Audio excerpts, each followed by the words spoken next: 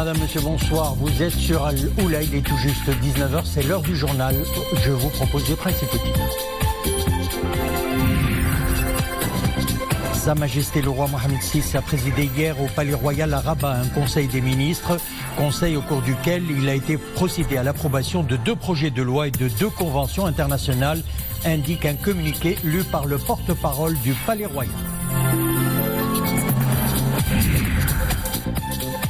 Coup d'envoi à Rabat de la commémoration du 50e anniversaire de l'ECI. La cérémonie de commémoration a été marquée par le message adressé par Sa Majesté le roi Mohamed VI aux participants et dont lecture a été donnée par le ministre des Affaires étrangères, de la coopération africaine et des Marocains résidant à l'étranger, Nasser Bourita. Campagne médicale au profit des habitants de la commune Tabent dans la province d'Azilal. Cette campagne vise les populations des régions montagneuses enclavées qui font face à la vague de froid. 1700 personnes ont bénéficié des soins de proximité dans plusieurs disciplines médicales. Et puis page culturelle, elles sont amies depuis de longues années. Elles sont associées le temps d'une exposition qui prend actuellement place à la galerie A2 de Casablanca. Il s'agit de Khadija Bouzroud, artiste peintre, et Mounia Marini, créatrice de bijoux. Elles partagent en commun une même envie de se démarquer en tant que femme marocaine porteuse d'un certain idéal. Nous verrons tout cela en fin de journée. Sa Majesté le roi Mohamed VI a présidé, nous le disions hier, au Palais Royal à Rabat, un conseil des ministres, conseil au cours duquel il a été procédé à l'approbation de 2 projets de loi et de 2 conventions internationales. C'est ce qu'indique un communiqué lu par le porte-parole du Palais Royal, Abdelhak Lemrini. Souad Anachid. Au début des travaux du Conseil des ministres, un projet de loi organique complétant la loi organique relative à la nomination aux hautes fonctions a été approuvé conformément aux dispositions des articles 49 et 92 de la Constitution. Ce projet vise à compléter la liste des établissements publics et des hautes fonctions en ajoutant l'Agence nationale des équipements publics ainsi que les chefs des représentations administratives régionales sectorielles et les chefs des représentations administratives régionales communes stipulés par le décret portant charte nationale de la déconcentration administrative à la liste des établissements publics et des hautes fonctions publiques dont les nominations sont examinées au sein du Conseil du gouvernement. Le Conseil des ministres a également approuvé un projet de loi relatif au contrôle de l'exportation et de l'importation des biens à double usage, civils et militaires, et des services qui leur sont liés. Ce projet s'inscrit dans le cadre du respect par le Maroc de ses engagements internationaux en matière de lutte contre la prolifération des armes de destruction massive, notamment par le biais du contrôle de l'exportation et de l'importation de ces biens à double usage. Le projet vise à fixer le régime appliqué à l'exportation et l'importation de ces biens et des services qui leur sont liés, à l'exception de ceux réservés à la défense nationale, ainsi que le régime d'autorisation relatif à l'exportation, l'importation, le transit, le contrôle, l'identification des infractions et la fixation des engagements des exportateurs et importateurs. Enfin, et dans le cadre du respect du Maroc de ses engagements régionaux et internationaux, le Conseil des ministres a approuvé 2 projets de convention multipartites appuyés par 2 projets de loi. Il s'agit d'une convention multipartite pour la mise en œuvre des mesures relatives aux conventions fiscales pour prévenir l'érosion de l'assiette fiscale et le transfert de bénéfices, ainsi qu'une convention multipartite entre les autorités compétentes en matière d'échange de renseignements fiscaux concernant chaque pays. Coup d'envoi à Rabat de la commémoration du 50e anniversaire de l'ECI, initiée sous le thème « Le Maroc, modernisation et action ». La cérémonie de commémoration a été marquée par le message adressé par Sa Majesté le roi Mohamed VI aux participants et dont lecture a été donnée par le ministre des Affaires étrangères, de la coopération africaine et des Marocains résidant à l'étranger, Nasser Bourita. Message dont voici les grandes lignes avec Nissel Hamdaoui. Alhamdulillah. Sa Majesté le roi Mohamed VI souligne que le défi d'amélioration de la qualité de vie des citoyens dans les pays membres de l'OCI implique une redéfinition des modèles de développement en vigueur, en tirant profit des expériences réussies, axées sur le développement et la mise à niveau de l'élément humain. Le souverain ne manque pas de saluer toute initiative visant à développer les groupements économiques, avec comme perspective la création d'une zone de libre-échange à l'intérieur de l'espace islamique. Et le souverain de déplorer que cet anniversaire intervient dans une conjoncture internationale critique et éminemment complexe, dominée par les crises touchant certains États membres de l'organisation. Avec de fortes répercussions au niveau régional, cette situation a donné lieu à une aggravation des divisions, à l'exacerbation d'un sectarisme odieux et à la poussée de l'extrémisme et du terrorisme, souligne le souverain, tout en insistant sur l'urgence de s'attaquer aux causes et aux facteurs qui ont induit cet état de fait annonciateur de nombreux périls. Pour cela, affirme Sa Majesté le Roi, la situation exige l'adoption de mécanismes à même de prémunir l'organisation contre les risques de fragmentation et de division. Le souverain met en exergue l'impératif de contrer les tentatives de certaines parties qui exploitent cette situation de crise pour attiser le sentiment séparatiste et pour redessiner la carte du monde islamique, en influant sur le destin des nations et en menaçant la sécurité et la stabilité internationale. Pour dépasser cette conjoncture, Sa Majesté le Roi met en avant l'importance de l'élaboration de stratégies et de programmes de développement en prenant en considération les spécificités nationales. Dans la même veine, Sa Majesté le Roi préconise l'intensification de la coopération sud-sud, le but étant d'augmenter les capacités productives des pays musulmans et de rendre leurs économies plus résilientes. Le souverain exhorte les États membres à participer activement à la prise de décisions politiques et économiques à l'échelle internationale afin de mieux défendre les intérêts de la région islamique. La question palestinienne est au cœur des préoccupations du souverain. En sa qualité de président du comité Al-Quds, Sa Majesté le Roi réitère l'engagement constant du Maroc à défendre Al-Quds al-Sharif et la Palestine, tout en faisant part de son intime conviction que la paix au Moyen-Orient passe nécessairement par l'établissement d'un État palestinien indépendant, défini selon les frontières de 1967 et dont la capitale est la partie orientale d'Al-Quds. Sa Majesté le Roi exhorte dans ce contexte la communauté internationale à une implication responsable pour l'élaboration d'une nouvelle feuille de route permettant de mettre en œuvre les résolutions de la légalité internationale et les accords de paix conclus jusqu'ici. Le soutien des populations marque d'ici se poursuit. Sa Majesté le Roi souligne que des projets concrets sont engagés sur le terrain, supervisés par l'agence Beit Mal Al-Quds al-Sharif.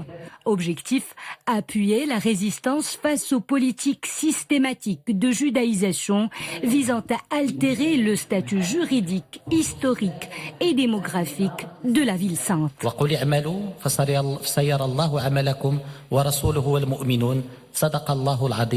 والسلام عليكم ورحمة الله تعالى وبركاته. وحرر بالقصر الملكي بالرباط في يوم الاثنين 12 ربيع الثاني 1441 هجرية الموافق 9 دجنبر 2019 ميلادية محمد السادس ملك المغرب.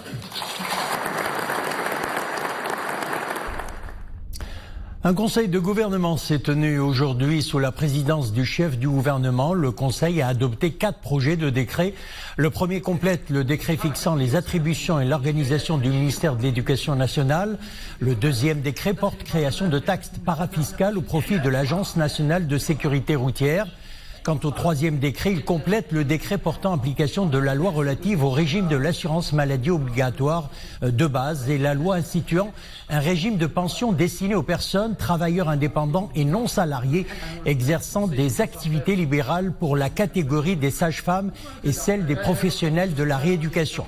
Et puis le quatrième décret complète le décret portant application de la loi relative au régime de l'assurance maladie obligatoire de base et la loi portant création d'un régime de pension destiné aux professionnels, travailleurs indépendants et non salariés exerçant des activités libérales pour les adultes.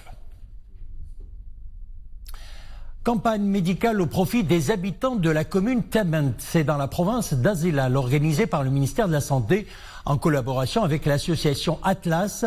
1700 personnes ont bénéficié des soins de proximité dans plusieurs disciplines médicales. Cette campagne vise des populations d'ailleurs des régions montagneuses en proie à la vague de froid. Mounia Marouche, Omar Jleidi. Dans ce massif montagneux du Haut-Atlas, les températures sont très basses. 2 degrés, surtout la nuit. C'est dire l'impact très négatif sur la santé des habitants. Des affections liées au grand froid, mais aussi d'autres pathologies diverses prises en charge par un staff médical multidisciplinaire. Nous souffrons de froid et cette caravane médicale est la bienvenue. J'ai de l'eczéma. Dès que j'ai eu vent de cette campagne, je suis venue pour consulter. La plupart des bébés que nous avons auscultés ont des problèmes respiratoires. Généralement, les enfants de moins de 5 ans sont les premiers à pâtir de cette vague de froid. Ces prestations couvrent la médecine générale, la pédiatrie, l'ophtalmologie et la radiologie. 1700 personnes en ont bénéficié. Nous avons prodigué des conseils aux habitants sur la façon de se protéger contre les maladies pulmonaires. Cette campagne médicale va sillonner d'autres régions enclavées dans les jours qui viennent. Il ambitionne de prodiguer ces soins de proximité à 30 000 personnes. Le temps restera d'ailleurs relativement froid demain avec gelée locale sur les reliefs et les hauts plateaux. Et là, nous passons à la météo. Les températures minimales oscilleront entre moins 2 et 4 degrés sur les reliefs, les hauts plateaux orientaux et Oulmès, et 10 à 17 degrés sur le Tangérois, les côtes et le reste des provinces du Sud. Des formations brumeuses sont attendues sur les côtes et plaines atlantiques, la Méditerranée et le nord des provinces du Sud. Passage nuageux assez dense avec faible pluie éparse sur l'extrême nord-ouest, le Rif, le Saïs et le Moyen Atlas. Le Maroc à l'avant-garde des pays respectueux des engagements de l'accord de Paris, c'est ce qui ressort d'un rapport international publié à l'occasion de la COP25 qui se tient à Madrid. Le Maroc figure parmi les rares pays du monde ayant pris des mesures pour honorer ses engagements contenus dans le cadre de l'accord, notamment en ce qui concerne la limitation du réchauffement planétaire à plus 1,5 degré centigrade par rapport à l'ère pré-industrielle, c'est ce que souligne le rapport. 24,5 millions d'Algériens étaient appelés aux urnes ce jeudi. Un scrutin pour élire le successeur d'Abdelaziz Bouteflika. En course pour la magistrature suprême du pays figurent 5 candidats. Une élection qui se déroule dans une atmosphère très tendue marquée par des protestations sociales qui durent d'ailleurs depuis le 22 février dernier. Ils étaient une dizaine de milliers de personnes à manifester en début d'après-midi à Alger contre cette élection. La police s'était déployée en force pour empêcher tout rassemblement. Le taux de participation à 15 heures était de 20,43%, inférieur au scrutin de 2014. Élection décisive pour le Brexit aujourd'hui en Grande-Bretagne. Les Britanniques doivent trancher entre le Brexit du Premier ministre Boris Johnson ou un nouveau référendum sur la sortie de l'Union européenne avec le travailliste Jeremy Corbyn. Un scrutin qui va définir le sort du pays pour les décennies à venir. C'est pour sortir de l'impasse que le Premier ministre conservateur a voulu ces législatives, les 3e en 4 ans. Et puis la mobilisation contre la réforme des retraites est entrée aujourd'hui dans sa 2e semaine en France. Elle pourrait s'amplifier avec de nouvelles manifestations au lendemain de la présentation du projet présenté hier par le Premier ministre Édouard Philippe. Il n'y aura pas de trêve pour Noël dans le mouvement de grève en cours sans retrait de la réforme des retraites, ont prévenu les syndicats. Aujourd'hui, les transports en commun, notamment à Paris, sont restés fortement perturbés. Retour chez nous, 146 écoles labellisées pavillon vert dans la région Casablanca-Stade. Et parmi celles-ci, l'école Taha Abderrahmane qui vient d'obtenir la labellisation dans le cadre du programme Éco-École initié par la Fondation Mohamed VI pour la protection de l'environnement. Reportage Ahmed Hamri, Amin Hennaoui et Sarah Katir.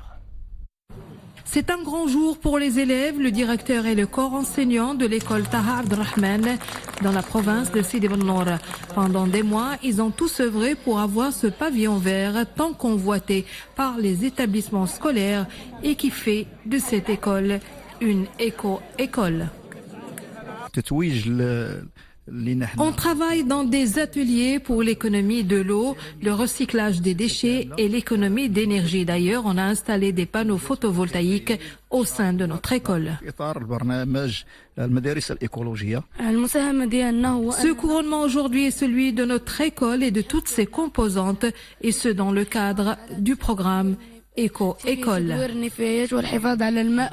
Au sein de cette école, les élèves ont adopté des éco-gestes quotidiens et de bonnes pratiques qu'ils utilisent pour la gestion de l'eau et les économies d'énergie.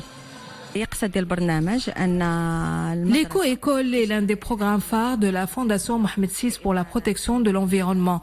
Le cœur de cette mission est l'éducation au développement durable. Cela permet aux écoliers de construire un projet environnemental concret. Ces élèves travaillent maintenant à transmettre leur expérience à d'autres établissements dans la province et maintiennent la cadence de leur travail écologique afin de garder le précieux pavillon vert. YouCode, une plateforme d'intégration des jeunes aux métiers numériques. YouCode, c'est le pari réussi du groupe OCP qui, après Kholibga, a ouvert un deuxième établissement à Youssoufia. L'établissement assure une formation en rupture avec les méthodes classiques. Nous découvrons tout ça dans ce reportage signé Hassan Tabahi sur le commentaire de Zakaria Mokimbil. Ces jeunes férus de nouvelles technologies s'initient au coding et à la programmation informatique. À YouCode, la formation est basée sur des procédés pédagogiques innovants. L'apprenant est placé dans des situations concrètes d'apprentissage à travers des projets individuels ou en groupe. Je suis passionné des métiers de l'informatique. Le cursus est axé sur la pratique et nous prépare à intégrer le marché de l'emploi. À YouCode, on travaille sur des projets en groupe. Cela nous incite à faire des recherches, à échanger entre nous et à progresser ensemble. Ces exercices nous préparent au travail en entreprise. Sur les 3000 préinscrits, 400 candidats ont été sélectionnés. Après des tests de logique, 112 jeunes ont pu intégrer l'école. La formation ouverte aux jeunes âgés de 18 à 35 ans est gratuite et sans prérequis. Cette école est spécialisée dans les métiers du numérique. Elle a vu le jour grâce à un partenariat entre l'OCP et Simplon, leader en formation dans le numérique avec plus de 50 écoles à travers le monde. L'une des particularités de YouCode est d'utiliser des méthodes de pédagogie active. Le cursus se déroule en 2 ans et allie théorie et pratique. La première année est axée sur les principes du développement informatique, alors qu'en deuxième année, les étudiants se spécialisent dans un domaine de technologie de pointe. Elles sont amies depuis de longues années. Elles sont associées le temps d'une exposition qui prend actuellement place à la Galerie A2 de Casablanca. Khadija Bouzroud est artiste peintre, Mouna Marini est créatrice de bijoux. Elles partagent en commun une même envie de se démarquer en tant que femme marocaine porteuse d'un certain idéal. Reportage Soufiane Ibrahimi et Dominique Orlando. Toutes les deux ont été top modèles au milieu des années 90. Elles en conservent encore aujourd'hui la silhouette. Très naturellement ont-elles poursuivi sur ce même chemin de la création artistique, l'une en tant que peintre, l'autre en tant que réalisatrice de bijoux et d'accessoires. Je pense que c'est une continuité logique des choses. Avoir travaillé dans la mode en tant que mannequin, en fait, c'est un parcours qui est logique pour moi. Voilà, c'est un parcours logique. Représenter un travail artistique en ayant été mannequin, l'un n'empêche pas l'autre.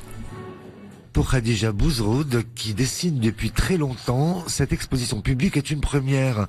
Elle regroupe par conséquent beaucoup de périodes et autant de thématiques. Aujourd'hui, j'ai essayé de compléter tous les styles que j'ai travaillé dès le début jusqu'à aujourd'hui. Alors j'ai commencé par l'abstrait, après la figuratif et maintenant c'est le corps de la femme. Oui, c'est très important parce que la femme, c'est pas que le corps. Il y a l'esprit, il y a les émotions, il y a la force. Et c'est pour ça que j'ai choisi la femme aujourd'hui. Installée sur la Côte d'Azur depuis un certain temps, Mouna Marini, quant à elle, se veut délivrer à travers ses créations la saveur sans égale de son pays, le Maroc.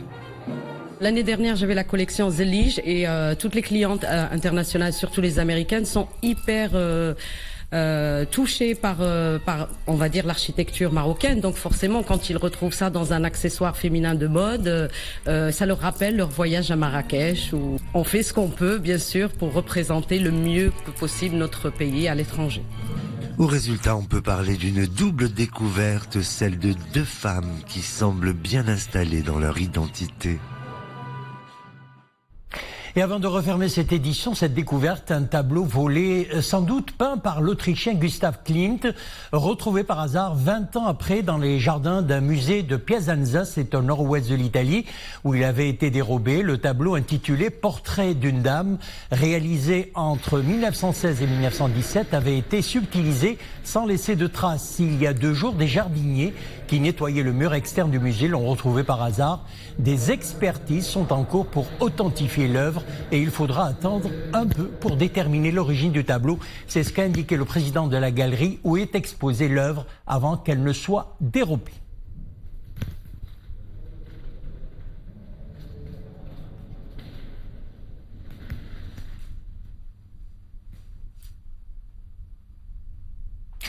C'est la fin de notre édition. Merci de l'avoir suivi. L'info revient sur Oula à 21h. Une excellente soirée.